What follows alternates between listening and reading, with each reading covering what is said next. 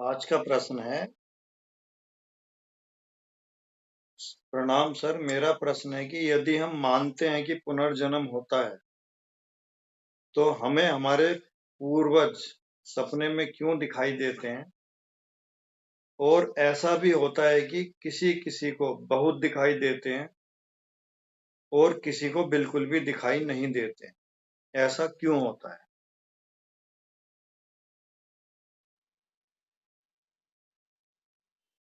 देखिए, प्रश्न के कई हिस्से हैं।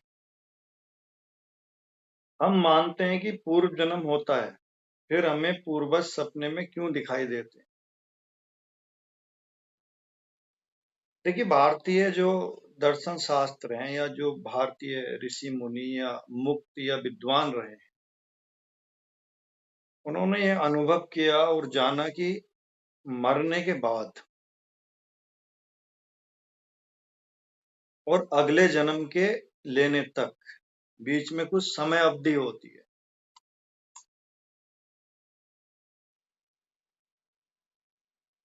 इसको ऐसा समझें कि 3 प्रकार के व्यक्ति होते हैं। बहुत खराब, जैसे कंस है, कोई और है। बहुत अच्छे, जैसे मुक्त पुरुष हैं, बुद्ध है, महावीर है, जीसस है, मोहम्मद है, कोई भी जो बड़े साधु संत हैं। और मीडियम, मिक्स, जिनमें अच्छाई और बुराई मिक्स होती है, जैसे सामान्य आदमी, सामान्य जन। तो इन क्वालिटी के हिसाब से, इनके हिसाब से गर्भ मौजूद होगा तब तो ये जन्म ले लेंगे तत्काल। मान लिया भाई, कंस को जिस गर्भ से जन्म लेना है उस स्थिति का गर्भ मौजूद है तत्काल, तब तो एकदम जन्म ले लेगा। नहीं तो वो आत्मा, जो ऊर्जा, जो सूक्ष्म शरीर है, वो ब्रह्मांड में प्रतीक्षा करेगा अपने योग्य गर्भ को उपस्थित रहने की या उससे संयोग करने की। वो जितना समय भी उससे लगेगा उतने समय में वो ब्रह्मांड में स्थापित रहेगा। यानी उसका सूक्ष्म शरीर भटकता रहेगा, जिसको आप सामान्य भाषा में बोलते भूत प्रेत भटक रहे। मान ले कोई राम के तुल्य, कृष्ण के तुल्य कोई आत्मा है और उसे बहुत अच्छे माता पिता का गर्भ अभी उनकी स्थिति का नहीं है कोई पृथ्वी पे, तो वो भी प्रतीक्षा करेंगे ब्रह्मांड में। तो अच्छे ऊर्जा शरीर भी हैं, सूक्ष्म शरीर, उनको ऊर्जाएं कहो। भूत प्रेत तो एक सामान्य शब्द है, ऐसा कुछ होता नहीं। उनको ऊर्जाएं कहो। तो बहुत अच्छी ऊर्जाएं भी ब्रह्मांड में है, बहुत खराब ऊर्जाएं भी ब्रह्मांड में है, जिनको उनके योग्य गर्भ न मिल पाने से उनको प्रतीक्षा करनी पड़ती है ऊर्जाओं को। जैसे ही उनके योग्य गर्भ मिल जाता है तो वो अवतरित हो जाते हैं या पैदा हो जाते हैं। ऐसा सुनते हैं कि महाराजा दशरथ और कौशल्या ने बहुत वर्षों तक, हजारों वर्षों तक, राम उनके द्वारा उत्पन्न हो, धरती पे आए और उनको योग्य बनाने के लिए अपने को साधना, तपस्या, ध्यान किया कि उनके योग्य घर बन जाए।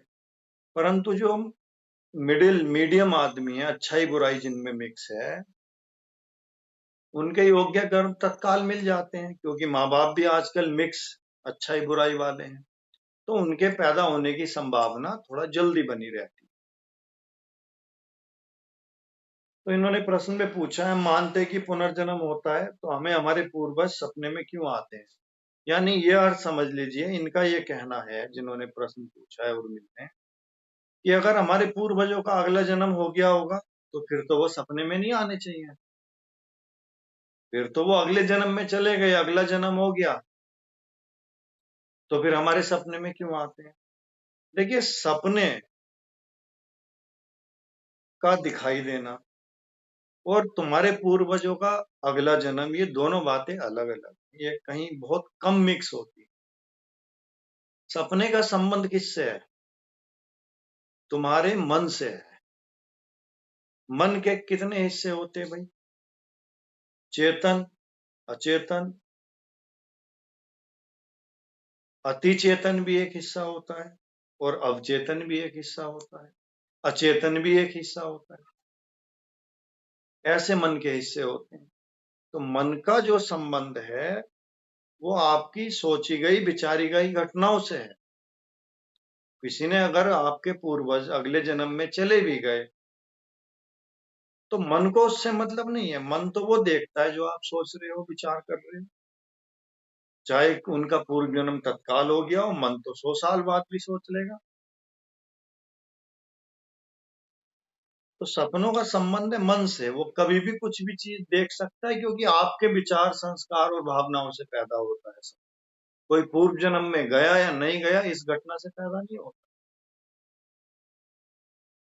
तो मन के आधार पे जो है, इसको हम पुनर्जन्म से नहीं जोड़ सकते। जन्म हो गया होगा, किसी का भी हो गया होगा। और हम मन तो जब किसी चीज से जुड़ के देखता है तो उसको दूषित कर देता है, कुछ का कुछ बना देता है।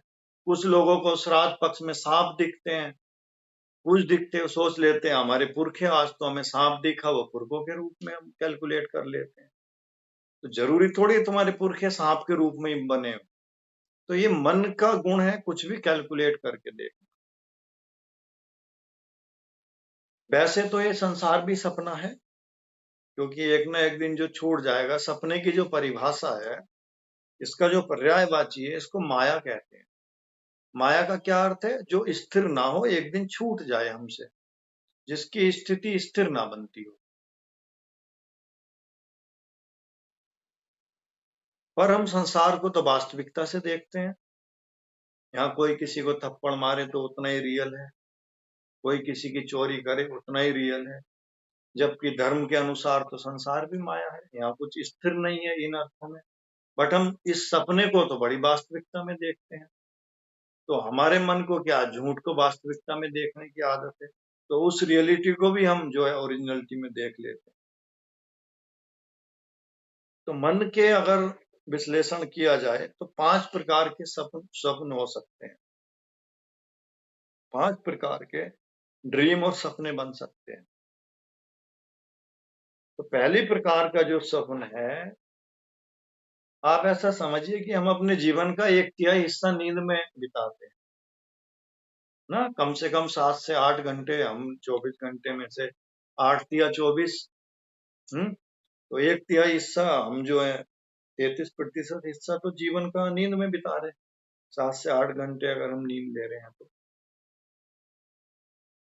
मन की जो क्वालिटी है, ऐसा समझो जैसे कोई बर्फ का टुकड़ा है, पानी में डुबो दो तो 9 हिस्सा पानी में डूबा रहता है, 1 हिस्सा ऊपर तैरता है, बर्फ के ट्यूब का, आइस क्यूब का। तो हम जो भी काम करते हैं, 1 हिस्सा मन से करते हैं। 9 हिस्से मन का हमें पता नहीं है, जिसको अचेतन बोलते हैं। हम जो काम करते हैं, जागे होते हैं, रोजमर्रा के काम करते हैं, वो करते हैं हम चेतन मन से। हम सो जाते हैं, काम काज बंद कर देते हैं, तब अचेतन मन एक्टिव हो जाता है। ये प्रक्रिया अचेतन मन की।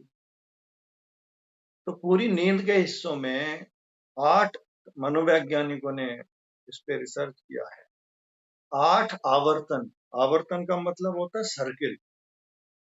यानी पूरी रात्रि की नींद में लगभग लगभग 8 बार हम सपनों से गुजरते। आवर्तन, उनके 8 सर्किल बनते, भिन्न भिन्न तरह के सपनों के।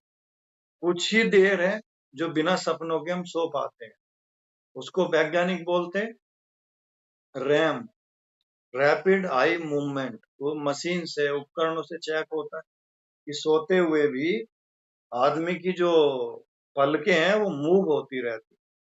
तो गहरी नींद कब वो पहचानते हैं कि जब पलकें हिलना बंद हो गई, जब पलकों के मूवमेंट शून्य हो गए हो, तब मानते हैं कि आप बहुत गहरी नींद में हो, मृत्यु के तुल्य है।